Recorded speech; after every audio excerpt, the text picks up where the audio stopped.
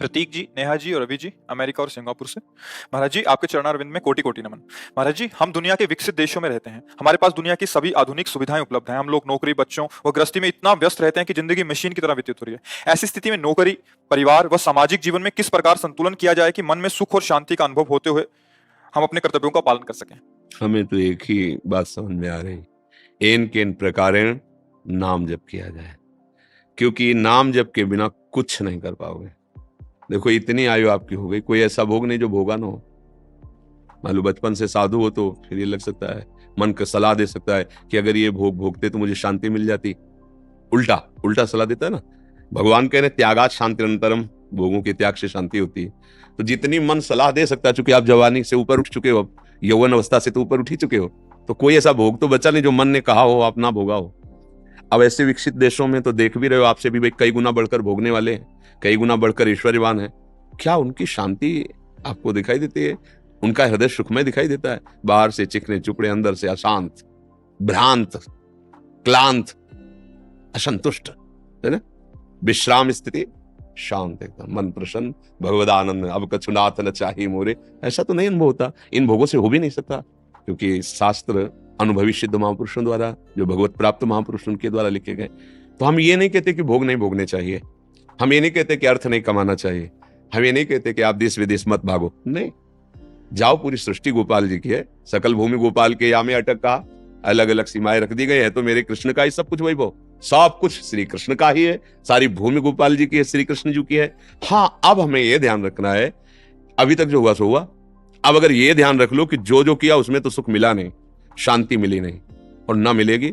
हजारों जन्म भोग चुके हो, इस जन्म की क्या बात हो, तो माया के कारण विस्मृति हो जाती है। एक उपाय है जिससे विश्राम मिल जाएगा, शांति मिल जाएगी। गोस्वामी जी कह रहे हैं, तब लगी कुशल न जीव कहूं, सपने हूं मन विश्राम, जब लगी भजत न राम कहूं, शोक धाम तजी काम। जब तक भगवान का भजन नहीं होगा भाई, मान लो मेरी बात, चाहे जहां भाग के जाओ शांति नहीं मिलेगी, चाहे जितने रुपए कमा लो, चाहे जितने भोग भोग लो, तुम्हारा मन कभी तुम्हें शांति से नहीं, या और जलाएगा, और वासनाएं बढ़ती चली जाएंगी, जितना है उससे कई गुना बढ़कर वासना हो जाएगी। तो एक उपाय है, जैसे भी बने नाम जप शुरू कर दो। क्योंकि आप ऐसे, आपका क्या, हमारे भी देश में ऐसी आधुनिकता चल गई है, खान पान की पवित्रता नष्ट हो गई है। अब आप कोई हवन नहीं कर सकते हो, क्योंकि आपको पर्याप्त घी नहीं मिल सकता शुद्ध, धान्य नहीं मिल सकता शुद्ध, जिसमें उर्वरक खाद आदि पड़ी है ना, ये हवन करने लायक पदार्थ नहीं उपजते। गाय के गोबर की भूमि में मिलाकर उपजाए हुए अन्न के द्वारा बड़ा पवित्र चाहिए ना, तो यज्ञ गई। अब ध्यान आप बैठ के देखो कुछ मिनट, क्या ध्यान में आता है?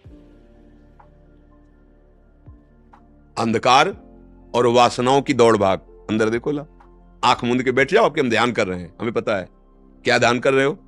अंधकार और वासनाओं की दौड़ भाग, अंदर देख लो, क्योंकि अंदर वाली बात है ना, ये बाहर से नहीं।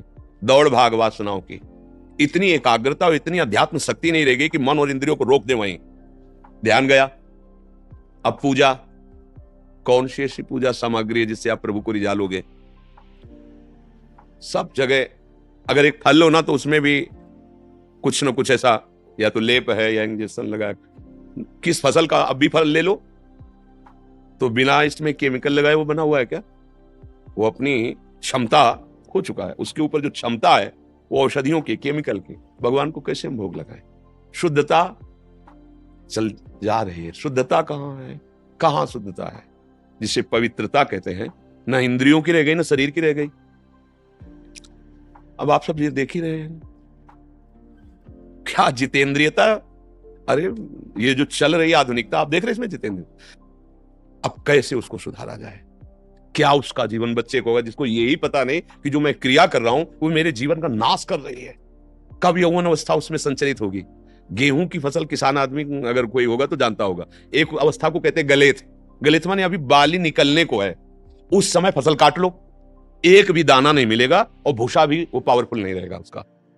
अगर वो समय से परिपक्व हो जाती है तो 50 मन गेहूं वहीं से होता है।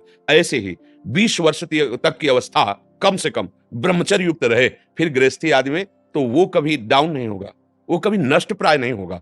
उसके अंदर में अध्यात्म शक्ति ब्रह्मचर्य की रहेगी और वो थोड़े समय के बाद फिर अपने संयम में आ जाएगा। अब वो बच्चा वो संयम लायक ही नहीं रह गया, क्योंकि जैसे वो गलेथ में गेहूं काटे एक भी दाना नहीं, अभी तो उसका ब्रह्मचर्य बनना शुरू हुआ था, उसने जीवन को नष्ट कर दिया। अब कौन सी साधना होगी? ध्यान होगा, इससे पुरुषार्थ बनेगा।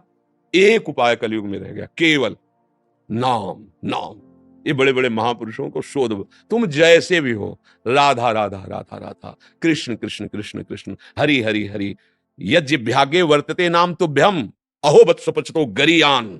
भगवान व्यास जी कह रहे हैं वो महान हो जाता है जिसकी जिह्वा के अग्रभाग पर नाम। गोस्वामी जी कह रहे हैं राम नाम मणिदीप धर जी दे हरि द्वार, तुलसी भीतर और बाहरो जो चाहस उजियार। अगर राम राम राम राम तो बाहर भी तुम्हारा मंगल हो जाएगा और अंदर तो प्रकाश हो ही जाएगा ज्ञान का, अर्थात ये लोक भी मंगल में और परलोक भी भगवत में। अब छोटे छोटे बच्चे गलत आचरण, छोटी छोटी अवस्था के बच्चे, पान गलत, खान गलत, व्यवहार गलत, भजन का तो मतलब जो समय चल रहा है अध्यात्म का सर्वनाश करने वाला। अध्यात्म कौन समझ? इसलिए सबसे प्रार्थना है, अगर आप भगवत कृपा से हमारे पास आए हैं, शराब पीना बंद करें। ना पीते हो बहुत धन्यवाद के पात्र हो, मांस खाना बंद कर दे। नहीं खाते धन्यवाद के पात्र हो। पराई माताओं बहनों से व्यभिचार की भावना का त्याग कर दे, ये तुम्हारी दुर्गति कर देगा। जीते जी तुम्हें नरक का भोग कराएगा। आज नहीं तो कल देख लेना, समय आने दो, जो कर्म फलीभूत होगा ना तब तुम्हें दिखाई देगा। चाहे स्त्री हो चाहे पुरुष हो, यदि वो व्यभिचार दोष से अपने जीवन को व्यतीत करता है तो परिणाम में यहां और वहां दोनों जगह एक सीमा रखी गई है। जैसी भी परिस्थिति हो नाम जप करो, ठीक हो जाएगा, सब ठीक हो जाएगा। अगर ये आहार शुद्ध नहीं, व्यवहार शुद्ध नहीं, तो तुम नाम जप कर ही नहीं सकते हो। पापवंत कर सहज स्वभाव, भजन मोरते भाव न काऊ, जो पे दुष्ट हृदय सोई हुई, मोरे सन्मुख आओ की सोई। श्री भगवान के वचन है। इसलिए पापाचरण से कभी किसी को शांति नहीं मिलती।